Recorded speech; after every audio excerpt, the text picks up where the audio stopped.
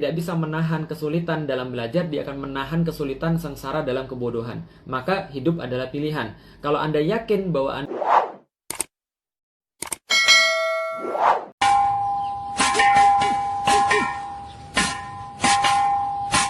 خش عاش فرعون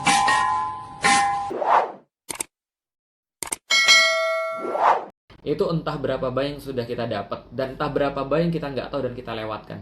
Jadi gitu ya, itu yang pertama. Buat teman-teman yang in Q&A, saya ngambil pertanyaannya dari pertanyaan yang saya kasih di Instagram tadi, di story tadi. Jadi saya tinggal ngeklik sehingga muncul kayak gini. Sabar nunggu di waktu COVID yang belum tahu kapan juga atau berakhir atau stop. Teman-teman sekalian, kita itu sebagai orang yang beragama, kita dipandu oleh dalil, kita dipandu oleh bagaimana cara Allah meminta pada hambanya. Nah, maka selama pemerintah masih mencanangkan bahwa data-datanya seperti ini, grafiknya seperti ini, lalu kemudian orang-orangnya harus menjauhkan diri sebagai bagian daripada social distancing, mencegah pergerakan virus. Karena manusia itulah yang memindahkan virusnya, bukan virusnya sendiri yang memindahkan diri. Nah, maka kita tetap menaatinya. Maka saya sama istri saya bersepakat, walaupun kita pengen banget pulang kampung, tapi kita nggak pulang kampung. Kenapa? Karena secara akal dan secara dalil itu tidak boleh. Kita tidak boleh memindahkan virus. Emang Ustadz yakin bahwa Ustadz bervirus?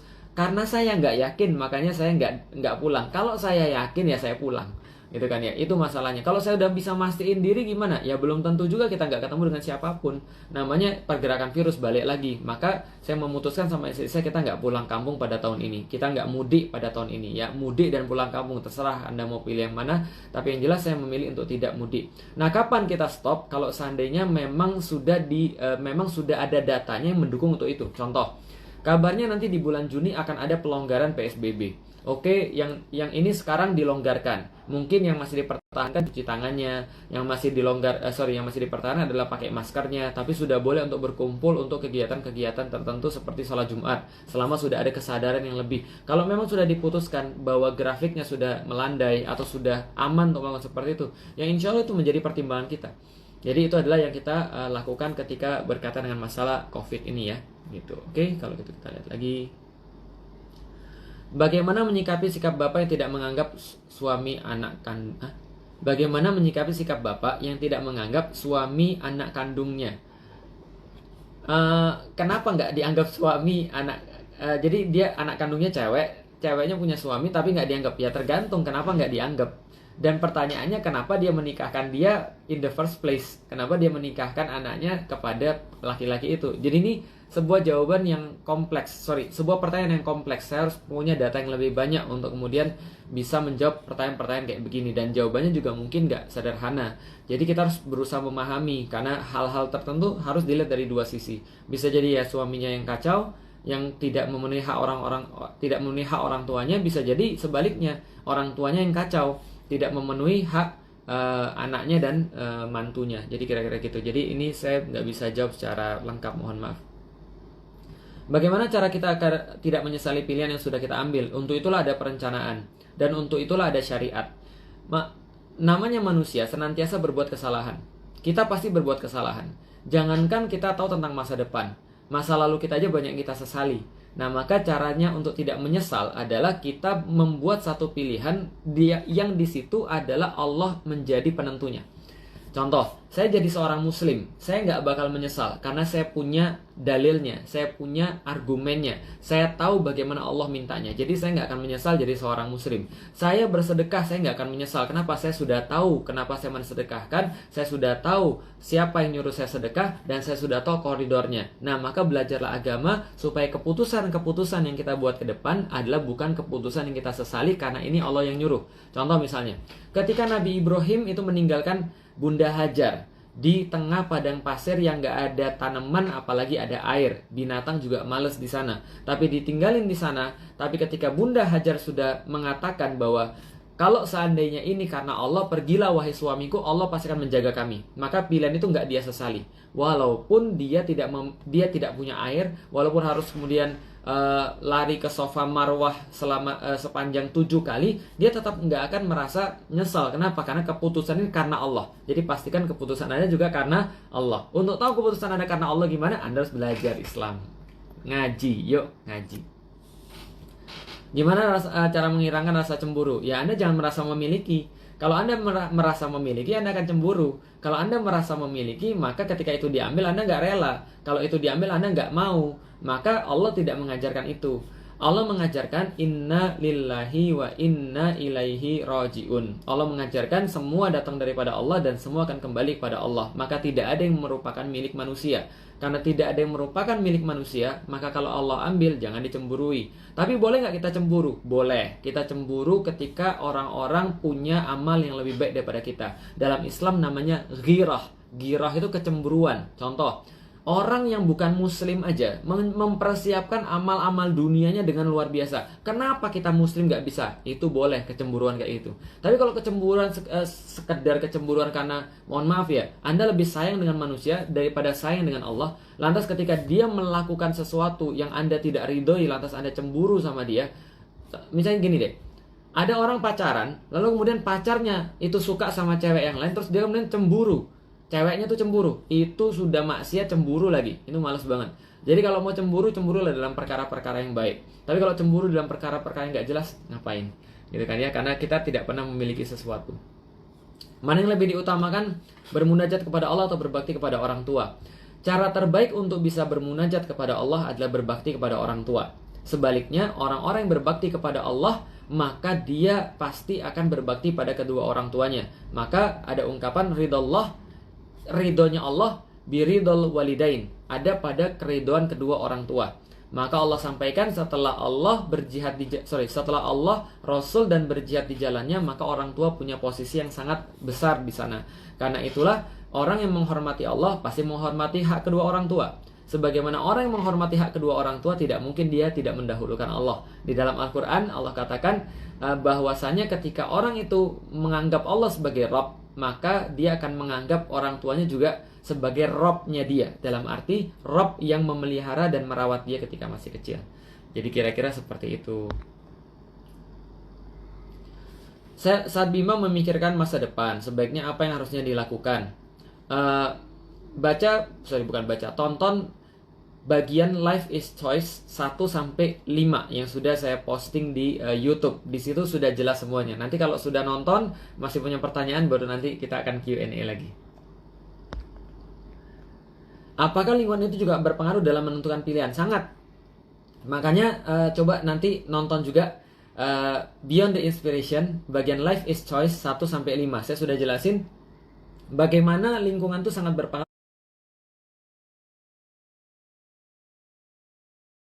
terhadap pilihan-pilihan yang kita buat. Maka carilah lingkungan yang baik, dan lingkungan yang baik ya punya konsekuensi. Apakah kita menyikapi orang itu sama Ustadz, apakah kita menyikapi orang itu sama atau sesuai dengan sifat orang tersebut? Maksudnya gimana? Menyikapi orang sama atau sesuai dengan sifat orang? Oh, maksudnya kalau dia sombong, kita jadi sombong juga. Kalau dia jahat, kita jadi jahat juga. Anda joker dong kalau seandainya Anda melakukan kayak gitu. Contoh misalnya, kenapa kamu jahat sama saya? Karena kamu jahat sama saya juga. Kamu harus merasakan yang lebih pahit daripada saya. Itu joker. Tidak ada laki-laki yang jahat. Yang ada hanyalah laki-laki yang tersakiti. Itu joker, Mas. Jadi itu tidak kita lakukan. Kenapa? Karena seorang muslim dikatakan oleh Allah, idfa billati hiya ahsan. Maka jadikanlah kebaikan untuk menolak keburukan daripada seseorang. Kalau orang memperlakukan Anda buruk, maka Anda balas yang lebih baik. Itu dalam ranah ketika kita menempatkan akhlak kita. Nah, tapi kadang-kadang ada situasi-situasi tertentu di mana membalas seseorang dengan apa yang dia lakukan itu menjadi sebuah syiar. Ya, menjadi sebuah syiar. Bukan menjadi akhlak kita, tapi menjadi sebuah syiar.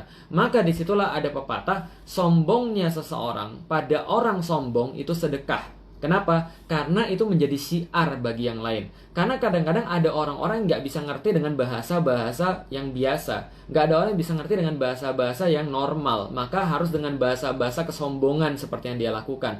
Maka itu seperti kemudian tadi membalas satu kesombongan dengan kesombongan yang lain. Walaupun jangan berlebihan, gitu kan ya. Nanti malah kemudian kita dapat dosa. Contoh kayak begini misalnya. Ini guyonannya Sufi. Guyonannya Sufi adalah ada pernah orang berkata, kenapa kemudian kita itu, kenapa Allah menciptakan, kita itu ngelihat Allah menciptakan jin dari api. Tapi kenapa jin itu kemudian dibakar? Ya jin gak akan sakit lah. Orang dia dari api, kenapa dia harus kemudian merasa sakit ketika masuk neraka, dia dibakar? Kan dia dari api. Nah sama orang yang dikatakan begitu, dia ambil batu, lalu kemudian dikeraskan dengan tangannya, dikepal-kepal dengan tangannya, dilemparin ke orang. Setelah dilemparin ke orang yang ngomong, celetuk, aduh sakit bro. Lah sakit kan? Loh kenapa? Kamu kan dari tanah. Nah dilempar tanah sakit nggak? Sakit kan? Nah begitu juga jin itu dibakar juga pasti akan sakit. Nah artinya itu menunjukkan sesuatu dengan cara yang berbeda. Nah itu maksudnya membalas dengan kesombongan dengan satu kesombongan yang lain. Tapi itu ada batasnya. Tapi kalau saya secara pribadi saya lebih suka untuk ya udah idfa billati hiya ahsan. Maka balaslah sesuatu yang buruk dengan cara yang lebih baik. Jadi kira-kira seperti itu. Dan itu adalah pilihan yang sangat bagus. Kenapa pilihan yang sangat bagus? Karena ya itu akan membuat kita untuk naik level. Saya sulung dari 3 bersaudara, saudara laki-laki saya masih berusia 13 tahun. Bapak saya tidak ada. Terus pertanyaannya apa? Gitu kan ya. Pertanyaannya belum ada. Oke, baik. Kalau mau taubat tapi susah. Taubat itu menjadi sulit. Taubat itu menjadi sesuatu yang susah, sulit. Itu karena mereka tidak memahami kenapa mereka harus taubat. Itu pertama. Kalau orang paham banget kenapa dia harus taubat, maka dia akan langsung bertaubat dan akan bayar apapun yang bisa dia bayar untuk bisa diampuni oleh Allah. Makanya ketika di 10 hari terakhir di Ramadan, apa doa yang kita perbanyak untuk baca? Allahumma innaka afun karim tuhibbul afwa fa'fu anni. Ya Allah, kami minta ampun atas semua dosa-dosa kami. Sesungguhnya Engkau menyukai orang-orang yang minta ampun, maka ampunilah dosa-dosa kami. Kenapa? Karena kita tahu bahwa dosa-dosa itu akan menyengsarakan kita nanti di hari kiamat. Dan dosa-dosa itu tidak akan pernah untuk bisa diperbaiki setelah kita nggak punya lagi waktu di dunia. Maka kita selesaikan pengen dosa-dosa itu. Maka kita mohon ampun pada Allah. Maka kita pengen kehidupan kita lebih baik di dunia. Maka kita beristighfar pada Allah. Nah itu yang pertama, why-nya kita nggak ngerti. Yang kedua, kita masih menaruh diri kita dalam kondisi-kondisi yang tidak memungkinkan untuk bertaubat. Kita mau bertaubat. Taubat artinya adalah kembali. Kembali ke siapa? Kembali kepada Allah. Sementara teman-teman kita masih ahlul maksiat. Kita nggak bisa berhenti nemuin teman kita. Itu gimana bisa taubat? Anda mau berhenti untuk nonton film porno, tapi Anda tetap nyimpan video-video porno itu.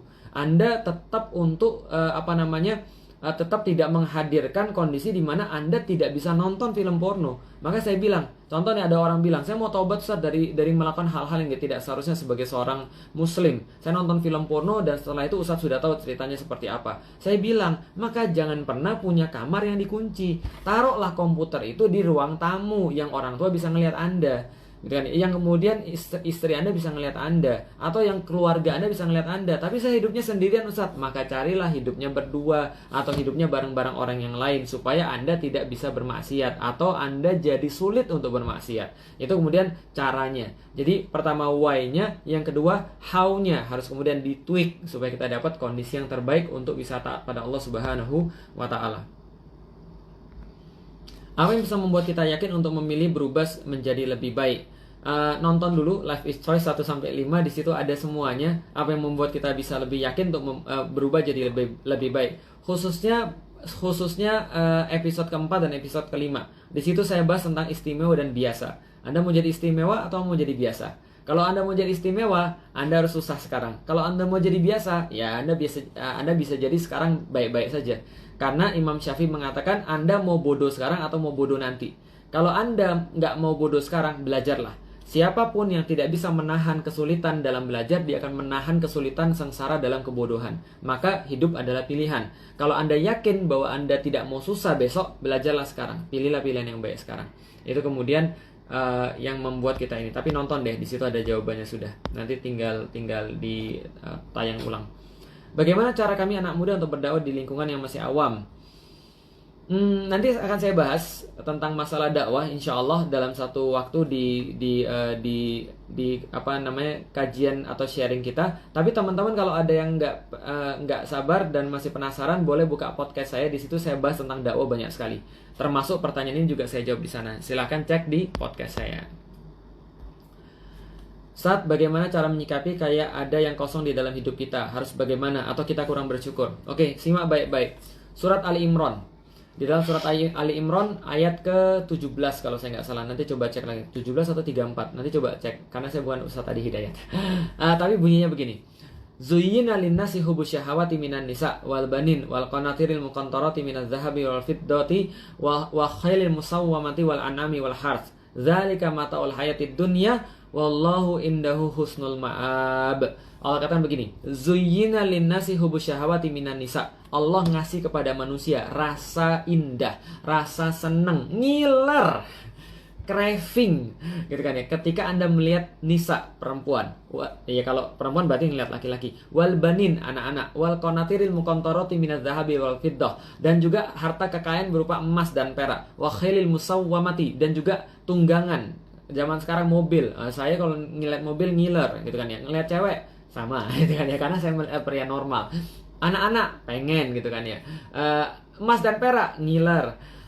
Khail musawwamati wal an'ami wal harth, dan juga binatang ternak yang bisa bergenerasi, yang bisa punya anak, bisa untuk beranak pinak. Wal harth, tanah ladang, dan zaman sekarang ya tanah kosong dan segala macam. Itu manusia senang semua. Tapi Allah katakan, tahu nggak? Dzalika mata'ul hayati dunia. Itu semua seperti fata morgana. Itu fata morgana. Apa itu fata morgana? Anda nggak akan bisa tahu sebelum Anda tanya sama orang-orang yang hidup di padang pasir.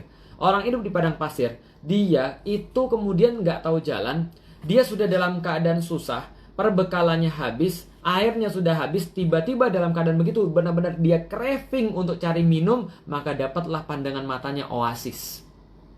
Air. Di kejauhan dia ngelihat air, ada pohon kelapa-kelapanya, lalu kemudian ada airnya, ada kemudian segala macam. Waduh, ini kayaknya keren banget, ini saya inginkan, ini banget. Dia jalan merangkak sampai mendekati, semakin jelas, semakin jelas, semakin jelas. Dan antum tahu kapan fata morgana itu hilang? Fata morgana itu hilang ketika antum sampai di depan mata antum. Ternyata lenyap, ternyata hilang, semua yang antum pandang hilang. Antum pikir cewek bisa senantiasa memenuhi hati Anda. Anda pikir anak, Anda pikir harta, Anda pikir HP terbaru, Anda pikir mobil mewah, itu bisa membuat hidup Anda fill in the gap, fill in your heart. Tapi Anda salah. Kenapa? Begitu Anda dapat, begitu Anda dekat, hilang. Anda merasakan lubang yang lebih besar. Apa yang Allah katakan? Allah, sesungguhnya Anda lupa. Allah yang ngasih Anda ketenangan. Allah yang punya hati Anda. Makanya doa kita, ya muqallibal qulub, tsabit qalbi ala dinik. Ya Allah, sang pembolak balik hati yang bisa berbolak balik ini, maka tetapkan dalam agamamu ya Allah. Ya musarrifal qulub, sarrif qalbi ala ta'atik. Ya wahai yang kemudian yang pembolak balik, yang pengatur hati, atur hati saya, settingnya agar tetap taat padamu ya Allah. Jangan sampai tertipu dengan mataul hayatid dunia. Fata morgana ini tempatkan aja seperti fata morgana. Jangan sampai masuk ke dalam hati saya. Berarti kalau ada orang yang merasa di dalam diri dia ada kosong, berarti belum banyak ditempati oleh Allah. Serius. Karena kalau wallahu, Allah katakan ada di sisi Allah, ada di Allah, indahu, di sisinya itu husnul ma'ab, tempat kembali yang terbaik. Balikan yuk kepada Allah. Kalau kita mau balikan kepada Allah, kita bisa fill in the gap. Dan Allah tidak hanya fill in the gap, Allah akan membuat Anda merasa konten. Allah akan membuat Anda merasa memiliki apapun. Allah akan membuat Anda bersyukur. Orang bilang air itu tetap di bawah perahu, jangan dikasih naik perahu. Kalau seandainya air itu, ya nikmati aja selama Anda di perahu. Kalau Anda di perahu, Anda ngelihat airnya masih di bawah, that's okay, that's normal. Kalau airnya masih di bawah, antum jangan ngelihat air itu bagus lalu antum naikin ke dalam perahu antum. Paham? Terbalik perahu antum. Nah makanya dunia itu ya biarlah dia tetap di bawah, jangan dibawa masuk terlalu banyak, jangan diambil terlalu banyak, gitu maksudnya. Sudah biarin aja dia di bawah, nikmati aja. Makanya Allah katakan wadrib lahum mathalul hayatid dunya kalma. Di dalam surat Al-Kahfi yang kita baca setiap pekan, hari ini nih dibaca ya. Allah bilang dunia itu kayak air. Air tuh biarin aja tetap di bawah. Kalau jangan dibawa terus. Kalau dibawa terus, antum masukin nih, wah ini kayaknya airnya bagus nih, ini luasnya danau, luasnya samudra, ini keren banget. Aku pengen ngambil samudra ini dikit aja, aku masukin, nggak berhenti, dimasukin semua air ke dalam kapalnya dia, ya sudah selesai. Jadi Anda jadi bersatu dengan air itu sendiri. Ya, jadi bukan kurang bersyukur, tapi Anda kurang menaruh Allah di dalam hati Anda. Kalau Allah sudah fill in the gap, insya Allah selesai. Apakah bisa orang merasa siap untuk menikah? Atau memang perasaan nggak siap nggak akan hilang? Nah, ini berarti belum nonton episode 1-16 tentang ngaji jomblo. Maka saya merekomendasikan Anda untuk nonton episode 1-16 ngaji jomblo. Dan saya pernah bahas tentang pertanyaan ini di ngaji jomblo. Tentang bagaimana cara mengetahui kita siap. Nah, silahkan dilihat di sana ya, di ngaji jomblo. Tinggal 5 menit lagi. Oke, baik. Apakah takdir sudah ditentukan oleh Allah Subhanahu wa Ta'ala, atau kita menentukan takdir itu sendiri? Ini baru nanti akan saya bahas di bab yang kedua di buku Beyond the Inspiration. Setelah bab pertama Life is Choice, mungkin besok atau lusa setelah kita takbiran besok ya gitu ya. Nanti insya Allah akan saya bahas tentang masalah takdir sedikit. Mudah-mudahan Allah memberikan kita waktu. Bagaimana kita tahu bahwa pilihan kita itu benar? Mudah. Kalau Anda sudah serius untuk menyesuaikan pilihan Anda sesuai dengan Allah, maka Anda benar. Dan ada beberapa indikasinya. Contoh, orang benar itu biasanya sedikit. Biasanya. Orang benar itu biasanya punya konsekuensi yang lebih ngeri daripada orang yang nggak benar. Contoh, dipersekusi, itu salah satu indikasi. Belum tentu, tapi salah satu indikasi. Apalagi difitnah orang, belum tentu, tapi salah satu indikasi. Jadi kira-kira begitu ya. Kalau pilihan kita benar, berarti kita punya dalil, kita punya argumen. Kenapa kita milih kayak begini? Kira-kira begitu ya. Apa yang harus saya lakukan untuk menghilangkan rasa malas? Ya harus rajin. Ini jawabannya tidak mutu banget. Justru itu jawaban yang sangat mutu. Kenapa?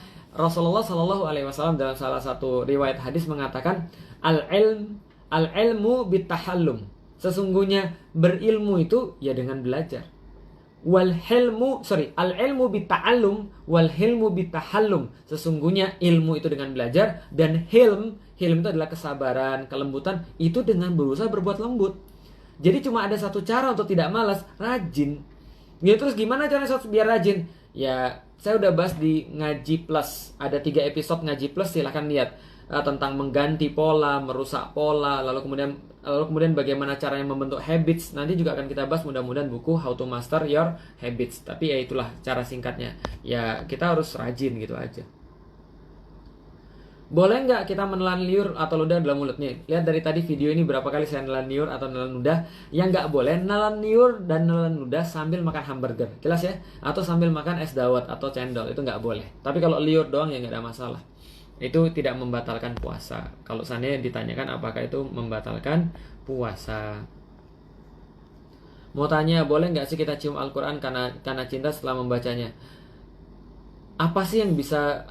Gimana cara kita menyalahkan orang-orang yang mencintai? Kalau dia mencium Al-Quran, dia menaruhnya di tempat yang mulia, bahkan beberapa orang melafazkannya secara baik gitu kan ya, secara sangat baik malah, ya itu nggak ada masalah. Karena Rasulullah berkata, ya hiasi Al-Quran dengan suara-suaramu. Bukan berarti Al-Quran itu tidak cukup mulia dan tidak cukup bagus. Tapi memang kita diperintah untuk memuliakan Al-Quran. Nah kalau kita mencium boleh nggak? Ya nggak ada masalah. Yang nggak boleh ya cium istri orang lain, itu nggak boleh. Cium bukan mahram itu nggak boleh. Jelas banget. Bagaimana kita menyikapi diri saat down? Pertama, kita harus tahu dulu kenapa kita down. Dan down itu sebenarnya nggak ada masalah sih, itu normal. Karena saya juga sering down. Cuma ketika saya down, apa yang saya lakukan? Saya akan memeriksa diri saya. Ini karena Allah atau tidak? Kalau saya down ini karena Allah, contoh, saya pernah merasa down banget beberapa hari yang lalu karena saya bilang, ya Allah, ya Rob, kok saya itu ya sudah berusaha mendakwakan Islam dengan sebaik-baik perkiraan saya, semaksimal yang saya duga, tapi kok sedikit banget, atau saya tuh kok nggak harapan saya tuh kok belum terbukti gitu loh. Tapi ada orang yang kemudian melakukan, ya Allah, perkara-perkara aneh, perkara-perkara yang ya Allah remeh, perkara-perkara yang merusak, tapi mereka mendapatkan banyak perhatian, mereka banyak mengubah orang jadi yang nggak penting, dan kadang-kadang itu membuat saya galau banget. Tapi saya bilang sama Allah, ya Allah, saya tahu yang saya lakukan nggak bakal sia-sia, yang mereka lawan juga nggak bakal left attended.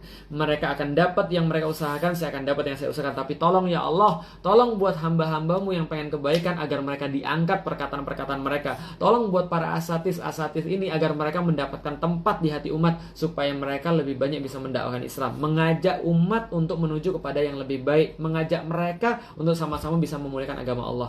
Nah, itu adalah kemudian cara saya menyikapi diri saya saat down, yaitu adalah kembali lagi ke kata-kata lillahi, bahwasanya saya memastikan saya melakukan ini semua karena Allah Subhanahu wa Ta'ala. Baik teman-teman sekalian, karena sudah setengah jam saya harus menyelesaikan Q&A ini. Masih banyak, masih ratusan yang belum saya jawab, tapi ya mohon maklum karena saya masih manusia, saya nggak bisa menjawab semuanya. Dan apalagi yang muncul di screen ini saya juga nggak bisa menjawab semuanya. Tapi saya berharap mudah-mudahan apa yang saya jawab ada relate dengan teman-teman sekalian, dan kalau kurang nanti kita akan coba lagi di waktu yang lain. Insya Allah nantikan terus sharing kita, mudah-mudahan bermanfaat. Kalau bermanfaat jangan lupa share pada yang lain, mudah-mudahan yang lain juga mendapatkan manfaat. Assalamualaikum warahmatullahi wabarakatuh.